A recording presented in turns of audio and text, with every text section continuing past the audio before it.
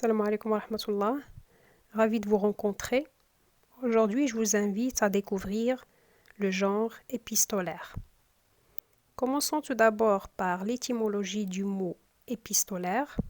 C'est un adjectif provenant du mot latin epistola qui signifie une lettre. Alors, l'épistolaire désigne des écrits constitués de correspondances. Des correspondances, ça veut dire des échanges de courriers. Autrement dit, l'épistolaire, c'est toute production écrite sous forme d'une lettre. Vous allez me demander, puisque les lettres sont de moins en moins utilisées de nos jours, est-ce qu'il existe d'autres formes d'épistolaire? Ma réponse est oui. Le mail provient de l'épistolaire, les textos également, et même les cartes postales.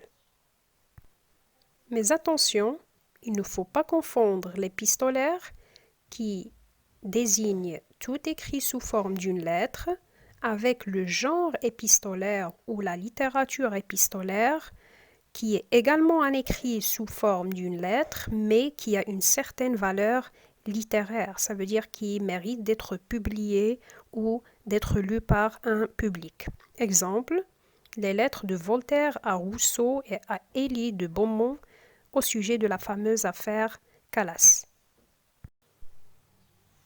Cette correspondance pourrait être réelle ou fictive. Quand elle est réelle, elle apparaît sous forme de lettres authentiques. Sont appelées lettres authentiques parce qu'elles ont été réellement écrites et envoyées. L'émetteur et le destinataire sont réels. Exemple, une épouse qui a envoyé une lettre à son époux qui travaille dans un autre pays. Alors là, la lettre a vraiment été écrite, elle a vraiment été envoyée et l'émetteur et le destinataire sont réels. Lorsque cette correspondance est fictive, elle apparaît sous forme de lettres fictives. Elles sont appelées lettres fictives parce qu'elles n'ont jamais été envoyées, sont juste inventées et l'émetteur et le destinataire sont fictifs.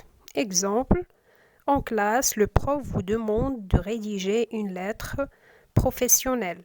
Alors là, cette lettre ne sera jamais envoyée et l'émetteur et le destinataire sont juste fictifs, ils ne sont pas réels. Plus d'informations sur les sous-genres de l'épistolaire vous seront expliquées dans la prochaine vidéo. À bientôt.